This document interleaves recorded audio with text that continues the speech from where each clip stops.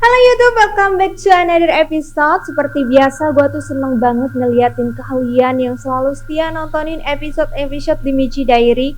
Dan buat kalian yang baru join, thank you so much. Jangan lupa diaktifin tombol loncengnya biar kalian tuh gak ketinggalan setiap episode-episode terbaru dari Michi Diary.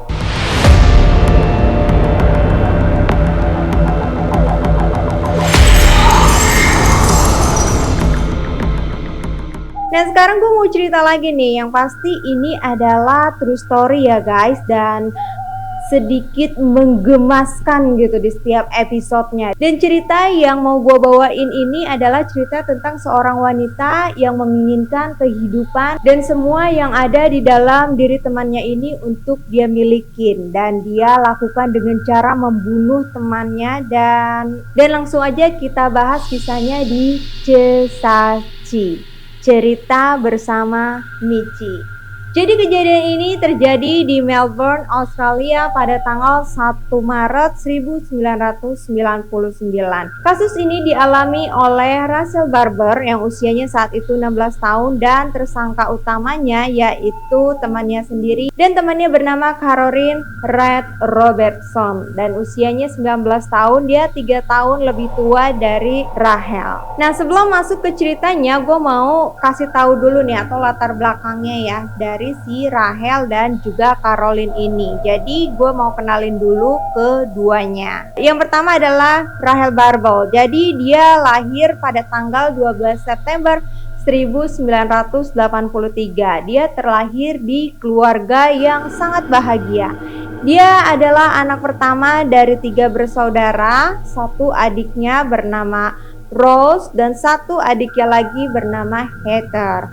Yang Rose ini usianya 4 tahun lebih muda dari si Rahel, dan yang Heather ini usianya 6 tahun lebih muda dari si Rahel.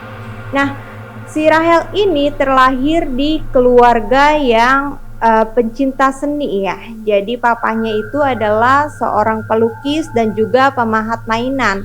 Terus ibunya ini adalah seorang penulis. Nah, darah seninya itu turun ke Rahel.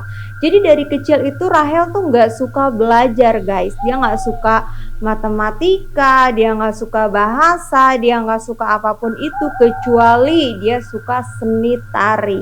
Dan dari SD si Rahel ini tuh nggak pernah bolos kalau ada ekskul tari balet. Pokoknya dia paling seneng kalau ada seni-seni tarian gitu, dia paling suka deh guys. Nah kalau tadi kan itu tentang biografinya si Rahel, sekarang gue mau bacain tentang biografinya si Caroline.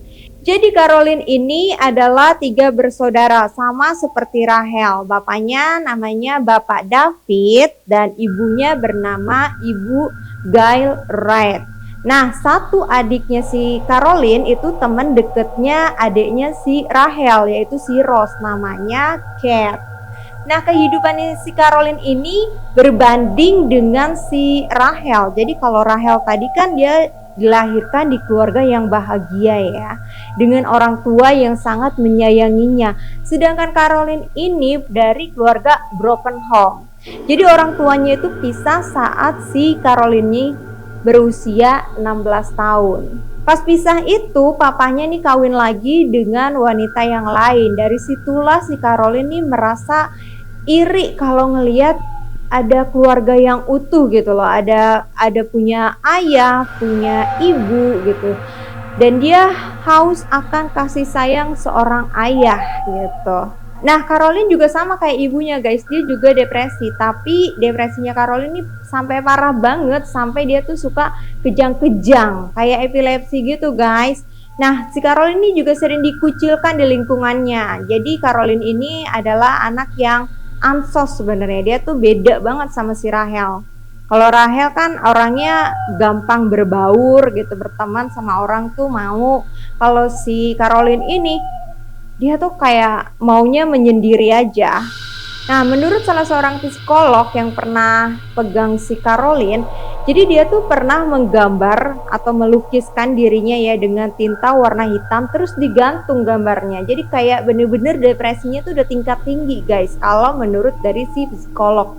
Nah, sekarang gue mau nyambungin antara si Caroline sama si Rahel ini. Gimana ceritanya mereka tuh bisa ketemu dan bisa kenal. Jadi pada tahun 1993 keluarga Rahel ini pindah ke Mount Albert. Nah, di sanalah pertama kali mereka bertemu. Jadi keluarganya si Caroline sama keluarganya si Rahel ini itu tuh berteman dekat. Mama sama mamanya Rahel sama mamahnya si Rebecca sama-sama, atau Rebecca sih, siapa Rebecca? Jadi mamanya si Rahel sama mamanya Caroline ini berteman dekat. Caroline tuh juga deket banget ke keluarganya si Rahel, dan Rahel juga senang berteman sama si Caroline. Dan Caroline ini selalu ada di setiap si Rahel ini butuh, guys. Terus Rahel ini juga nggak pernah berpikir yang aneh-aneh atau berpikir yang macem-macem tentang si Caroline lah ya. Jadi dia tuh selalu berpikir yang baik tentang si Caroline. Pokoknya semuanya selalu berpikir positif tentang si Caroline ini.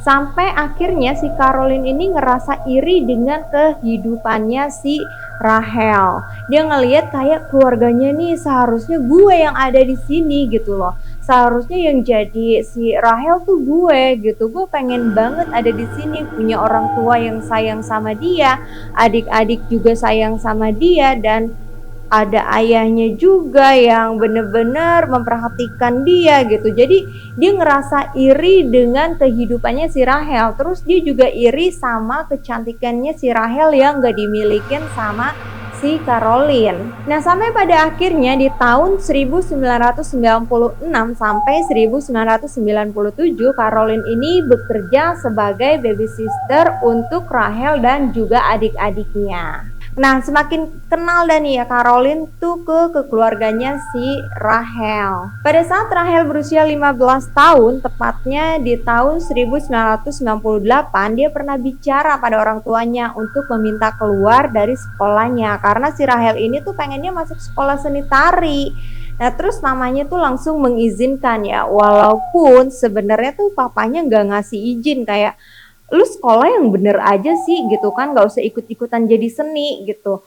Sekolah yang bener jadi sarjana gitu, jadi dokter gitu. Jangan ikut-ikutan buat nari tuh buat apa gitu. Sebenarnya papanya tuh nggak setuju. Tetapi karena mamanya ini juga sudah mengizinkan gitu dan mensetujui, ya udah akhirnya diperbolehkan. Dan akhirnya si Rahel ini didaftarkan di salah satu sekolah seni tari, yaitu Studio Dance Factory, yang dimana ini adalah salah satu sekolah seni tari yang terbaik di tempat mereka. Di sini Rahel juga punya pacar, namanya tuh Emmanuel, dan teman-temannya menjuluki dia sebagai Romeo dan Juliet. Rahel juga mempunyai satu keinginan, yaitu membintangi teater musikal, yang dimana dia juga sangat mengidolakan teater musik, yaitu Cats and Chicago. Nah, pada saat si Rahel ini lagi di masa-masa belajar ya, minat belajarnya tuh tinggi gitu, pengen belajar terus gitu. Sedangkan Caroline ini udah kerja, guys. Dia tuh lagi kerja di salah satu tempat pelayanan telepon dan seluler di Melbourne. Dan Caroline ini malah dikenal sebagai anak yang pendiam, yang gak punya teman gitu loh, yang gak mau bergaul. Apalagi si Caroline ini epilepsinya itu sering kumat, guys, dan itu sering banget ditemuin pingsan di toilet tempat dia kerja. Nah, kalau tadi kan kita udah baca tentang biografi dari Rahel dan juga Caroline. Nah, sekarang kita masuk ke cerita mulainya eksekusi. Jadi belum dieksekusi nih, guys, jadi baru masuk ke kronologi awalnya. Nah, jadi pada tanggal 28 Februari 1999 si Rahel ini ditelepon oleh Caroline sebanyak 2 kali.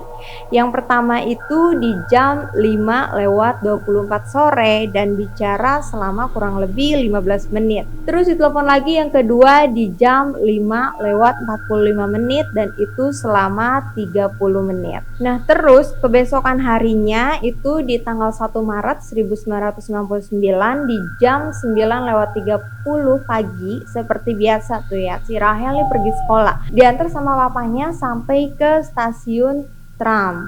Nah, itu tuh adanya di persimpangan Dravedale dan juga Elga Road. Dan Rahel minta dijemput lagi sama papanya di jam 6:15 sore. Nah, ayahnya tuh pergi kerja seperti biasa ya, tanpa menaruh curiga apapun ke anaknya. Jadi ya udah kayak biasa aja gitu, lu sekolah, gue kerja gitu ya kan. Jadi nggak ada firasat aneh-aneh atau apa-apa gitu lah ya, nggak ada sama sekali.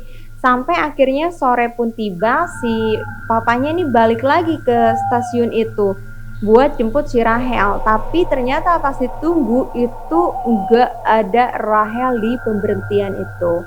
Nah, papanya ini coba tenang, berpikir positif buat tunggu lagi. Ternyata pas ditunggu Rahelnya nggak datang guys. Dan sampai yang terakhir dia tunggu lagi, itu nggak ada Rahel di pemberhentian itu. Nah, akhirnya si papanya ini langsung telepon ke rumah, yang dimana langsung diangkat sama mamanya si Rahel. Langsung diangkat sama mamanya Rahel. Halo sayang, adindaku sayang, pujian hatiku ya kan, istriku, dambaan hatiku.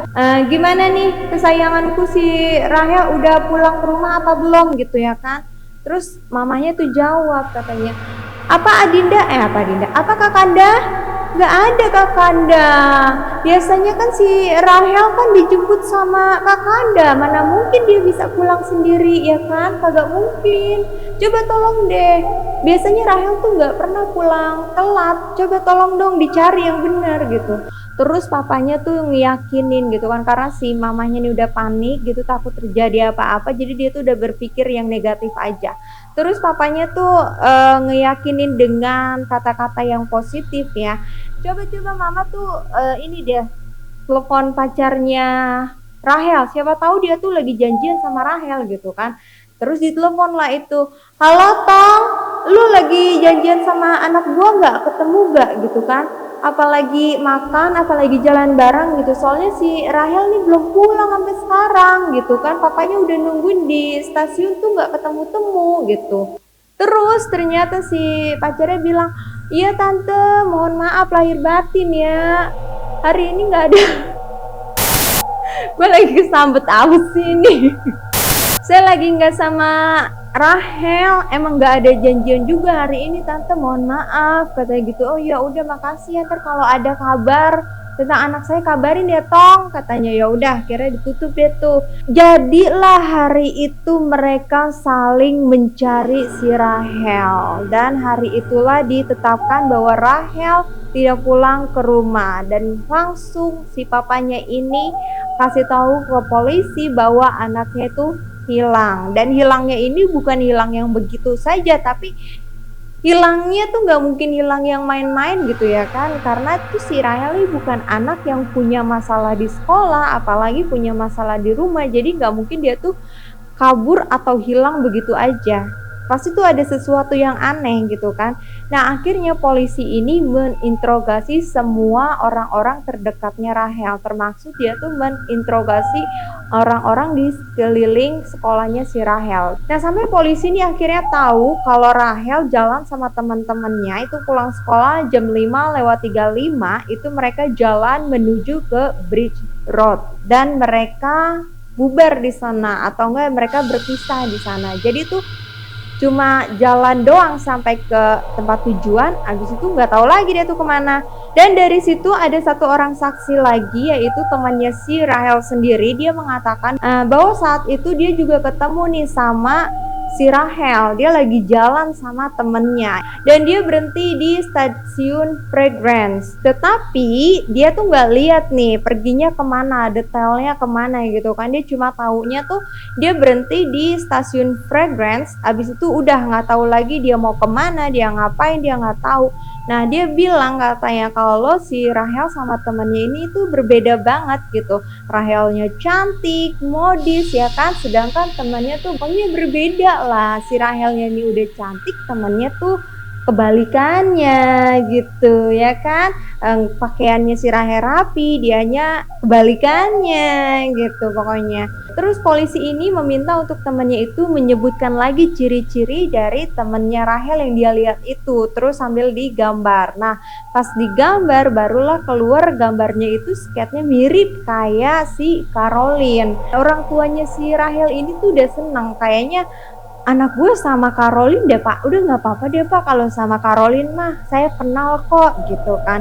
Ya udah polisinya udah mulai agak tenang tuh. Terus polisi dapat bukti lagi yang selanjutnya, dapat bukti yaitu tentang isi percakapan telepon yang ditelepon sama si Caroline sampai 2 kali itu. Nah semakin yakin bahwa si Caroline lah yang membawa si Rahel. Terus orang tuanya juga ya udah deh Pak nggak apa-apa Pak, untung anak gue nih sama si Caroline, nggak apa-apa dah gitu ya kan, daripada hilang kemana kan, apa diambil dedemit kan kagak tahu ya Pak, yang nggak apa-apa lah Pak dibawa sama Caroline, saya kenal kok katanya gitu. Nah karena orang tuanya ini udah tenang dan berpikir yang nggak aneh-aneh tentang anaknya itu, dan mereka berpikir bahwa Caroline juga adalah orang baik, jadi polisi ya menganggap kalau semuanya tuh baik-baik aja gitu. Dan polisi langsung bilang ya udah besok saya jemput deh anaknya gitu kan, saya cari anaknya, saya antar ke rumah. Terus ya udah mamanya Caroline sama papanya Caroline nih say thank you dan dia nunggu di rumah untuk kedatangan si Rahel besoknya. Nah pada hari Jumat, tepatnya tanggal 12 Maret, polisi akhirnya datang nih ke rumahnya si Caroline. Jadi tuh ketok pintunya si Caroline, tapi dia nggak menemukan jawaban. Dan akhirnya polisi ini ngintip dari kaca dan dia melihat bahwa si Caroline ini udah tergeletak tak berdaya tak rupawan gitu ya. Mungkin karena epilepsinya kumat, jadi dia pingsan di sana. Nah langsung aja polisi tuh masuk ke dalam rumah Caroline dengan cara mendobraknya. Nah Caroline yang pingsan langsung dibawa ke rumah sakit, dan tapi sayangnya polisi ini nggak ketemu sama si Rahel di sana. Akhirnya polisi ini menggeledah seluruh isi rumah Caroline, tetapi Rahel tidak diketemukan di rumah tersebut. Nah saat penggeledahan polisi ini menemukan bajunya si Rahel di dalam tas Caroline, dan polisi juga menemukan surat permohonan pembuatan akte baru atas nama Rahel Barber, dan juga menemukan buku catatan Caroline yang isinya adalah tata cara menculik dan juga membunuh. Nah pada saat membaca, polisi ini belum menduga, belum berpikir bahwa Rahel sudah mati atau Rahel telah dibunuh lah ya. Dia tuh masih berpikirnya kayak ini bocah nulis apaan sih gitu ya kan. Ini nulis apa ini gitu kan, mungkin nih mau nyembunyiin si Rahel kayaknya nih ya. Dan dia bacanya tuh sambil ketawa-ketawa, jadi nggak ada perasaan yang aneh, nggak ada berpikir yang aneh tentang si Caroline ini, karena nggak ada tampang-tampang pembunuh si Caroline ini guys. Saat di rumah sakit, polisi langsung menginterogasi Caroline saat si Caroline ini udah sadar. Nah polisi langsung menanyakan keberadaan si Rahel, dan dengan santainya Caroline tuh menjawab bahwa Rahel sudah mati. Nah langsung aja tuh ya polisi yang ngedengernya langsung kaget, udah kayak denger suara petasan di siang bolong pas mau tidur gitu ya guys. Jadi dia langsung kebangun dan langsung nanya, siapa yang mati? Hah? Siapa yang mati? Matinya gimana? Kok bisa mati? Gitu. Tuh polisi yang kaget langsung nanya ke Caroline, dan Caroline lagi jawabnya dengan santai. Dia bilang, Rahel sudah aku bunuh dan sudah aku makamkan di tempat pemakaman hewan milik keluargaku. Lah lagi-lagi polisi tuh kaget dengar pernyataan dari si Caroline. 2 kali polisi ini kena petasan lagi tidur di siang bolong guys. Jadi nggak jadi tidur, yang ada tuh dengerin penjelasan dari si Caroline tentang apa yang dilakukannya itu. Dan nggak ada merasa bersalah gitu kan. Dan langsung aja nih polisi penyelidik langsung datang ke tempat yang dimaksud. Nah di sana dibantu sama ayahnya Caroline buat cari tahu apakah omongannya Caroline ini benar atau tidak.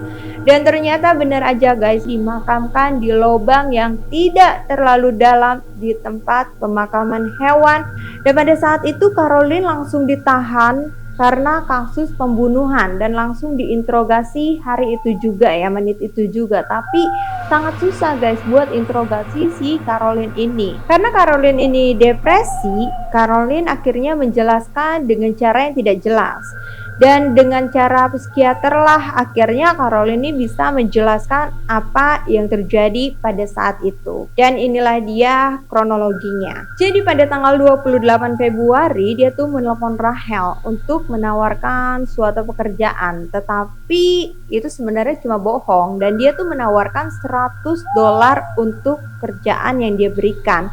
Nah, kerjaannya itu tentang psikologi yang sedang dia kerjakan. Nah, Rahel yang dengar itu tuh langsung setuju. Tapi dengan syarat dia tuh nggak boleh kasih tahu ke siapapun tentang pekerjaannya ini. Kalau dia sampai kasih tahu, maka semuanya akan gagal. Makanya si Rahel ini nggak cerita ke mamahnya, papanya, apalagi cerita ke pacarnya. Pokoknya dia diem-diem aja, dia nggak mau sampai kerjaannya ini tuh gagal. Dia butuh uangnya $100 itu.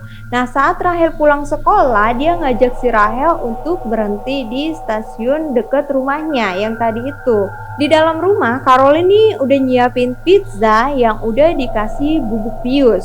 Jadi Rahel pingsan setelah memakan pizza yang disediakan oleh Caroline. Nah, Caroline yang tahu jika Rahel tuh pingsan tak berdaya ya, dia tuh langsung ambil kabel telepon dan langsung mencekik si Rahel hingga mati. Nah, mayat Rahel pada hari itu langsung dimasukkan ke dalam lemari. Nah, keesokan harinya seperti biasa Caroline tuh pergi kerja, tapi kali ini Caroline kerja cuma setengah hari, dia tuh alasan lagi sakit. Dan selama beberapa hari Caroline ini nggak masuk kerja guys, dengan alasan yang sama yaitu sakit. Nah, padahal dia itu nggak sakit, dia tuh lagi bingungan aja ya kan, karena pinjamannya yang dia ajukan ke bank itu belum cair juga. Jadi dia tuh mengajukan pinjaman ke bank itu untuk melakukan ganti nama dia menjadi Rahel. Nah, karena nggak dapat duit besar, akhirnya si Caroline ini pinjemlah duit yang kecil aja nih sama temennya. Pas dia dapat pinjaman uang lagi ya dari temannya, dia tuh langsung menelepon supir truk ya, yang dimana supir truk itu digunakan untuk membawa mayatnya si Rahel. Jadi mayatnya itu dibungkus dengan karpet, terus dimasukin lagi ke dalam tas yang besar. Nah, dia bilang ke abang supir truknya itu kalau itu adalah patung dari rumahnya yang akan dibawa ke rumah ayahnya. Jadi harus dibawa dengan hati-hati. Nah, Caroline bilang semua itu sama sekali tidak direncanakan, tapi polisi dan juga penyelidik setelah membaca dan mendengarkan juga melihat semuanya ya, mereka menyimpulkan bahwa itu adalah pembunuhan yang berencana. Nah, setelah melakukan persidangan melawan keluarga Caroline pada tahun 2000 bulan Oktober, barulah Caroline ini mengaku bersalah atas perbuatannya itu, yaitu membunuh temannya sendiri yang dilakukan karena dia terobsesi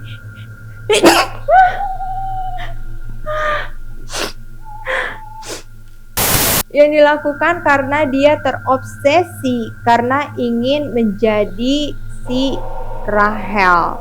Nah, Hakim Vincent pun menjatuhkan hukuman untuk Caroline yaitu selama 16 tahun penjara dengan kemungkinan bebas bersyarat. Nah, pada tahun 2015 Caroline ini dibebaskan dan keluarga Rahel berharap Caroline ini tidak mencari korban yang lain dan bisa belajar dari kejadian yang lalu. Ini sih ngeri banget ya guys ya. Memang ya sifat iri dengki itu tuh selalu ada sih ya. Makanya hati-hati sih buat pilih-pilih temen gitu ya kan, buat main sama temen gitu. Itu harus hati-hati guys. Jangan sampai kita ketemu sama Caroline yang kayak gini ya guys. Itu amit-amit ya. Oke deh guys, sampai di sini dulu cusacinya. Sampai jumpa di cusaci yang lainnya. See you next. Bye bye.